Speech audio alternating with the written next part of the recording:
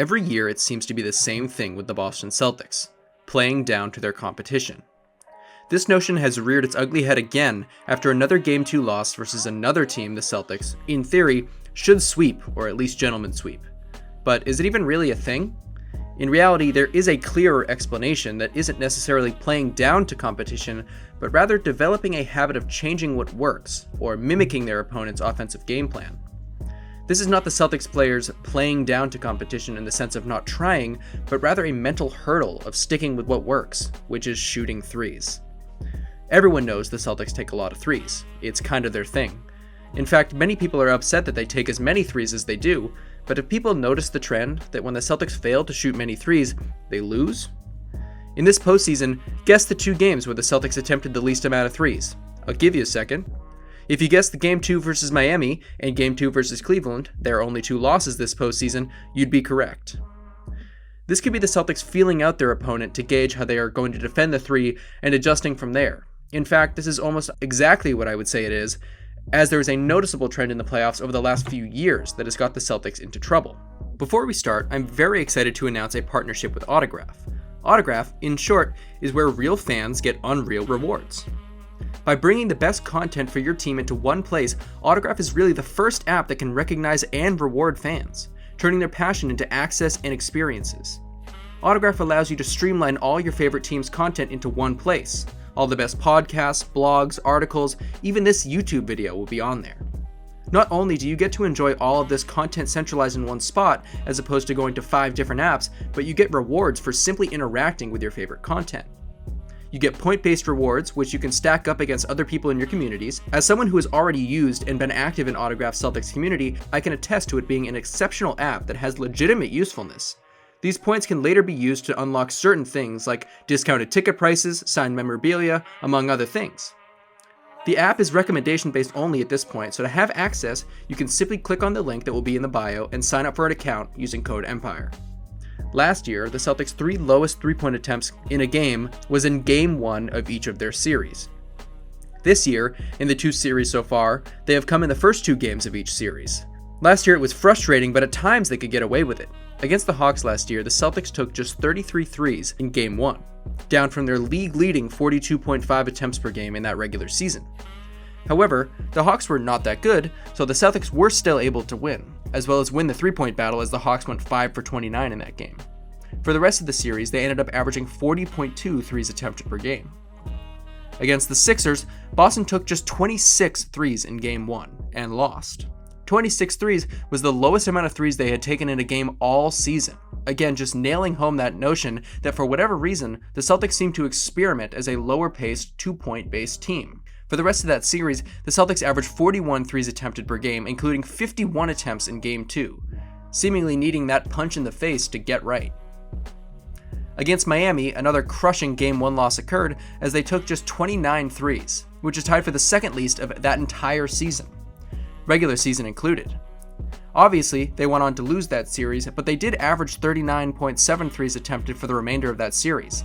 Likely not coincidentally, their lowest threes per game in a series was the one that they lost. What the Celtics need to realize is what they have been doing works. Simple as that. They took the most threes per game in the league. They're deep with good shooters. They literally had the best offensive rating in league history. No other offense in NBA history has been as efficient and impactful as the Celtics were this season, but for whatever reason they want to bog down and play a slow-paced, paint-based offense in the beginning of these series. It's frustrating, but so is the lack of understanding that can be seen on social media. Obviously, the play of Jason Tatum, in terms of shooting efficiency, has left quite a bit to be desired. I think he has been generally good enough for the Celtics to win, as they have been doing, but what people need to realize is that Tatum's play matters more for whoever comes out of the West, and maybe the Knicks as well. But for a team like the Cavaliers, who have some great talent but are not a great team, the same offensive principles you held all season need to be kept. Especially with Mobley in the paint, there is absolutely no reason to become a team that wants more post touches and paint touches with the intent to score. The Celtics have had luck all season with post and paint touches, but when it comes to generating looks on the perimeter. But that being a baseline for your scoring capabilities is how to lose a playoff game 101. Now, of course, there's a lot of shooting variance that can come when talking about single game sample sizes. Are the Cavaliers going to shoot 27 for 44 on tight to very tightly contested shots again, compared to their regular season average of 19.8 for 36.9? Are the Celtics starters outside of Tatum going to shoot 16% in the second half of a playoff game again?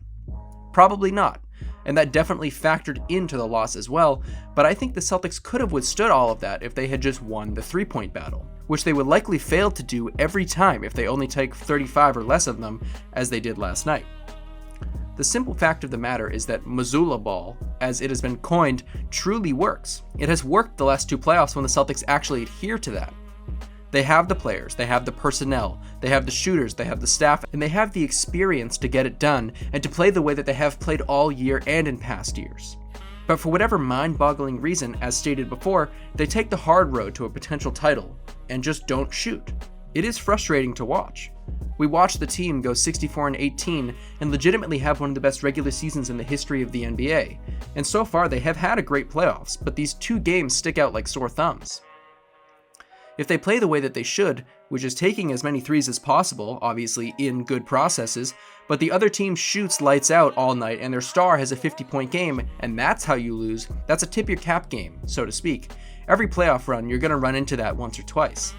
But what you want to make sure of is that you adhere to your game plan and to not deviate significantly, or else you find yourself playing as a different type of team, and then you run into those lights out 50-point games from the opposing star, and now you've found yourself in a hole you may not be able to climb out of. I will clarify again that I do not think that this is where that series is heading, as I believe Boston will figure it out, and by figure it out I mean simply play as they did in Game 1 and the final 3 games of the Miami series. And likely this series ends in 5, maybe 6 games if you get one of those lights out 50-point games from Donovan Mitchell.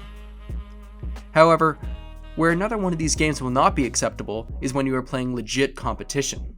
The Knicks are beaten up, but are still a formidable opponent. However, if you even think about changing the game plan against a team like Minnesota or Denver, you're in for a rude awakening, and will likely be walking away from the postseason without a ring and with more questions than ever before. And this all comes from a place of love for the Celtics. It's just aggravating to watch them year after year forget who they are in certain games, which gets them into predicaments that they aren't able to pull themselves out of. Hopefully Game 2 is the last game we see like that in this playoffs, and the run ends in Banner 18.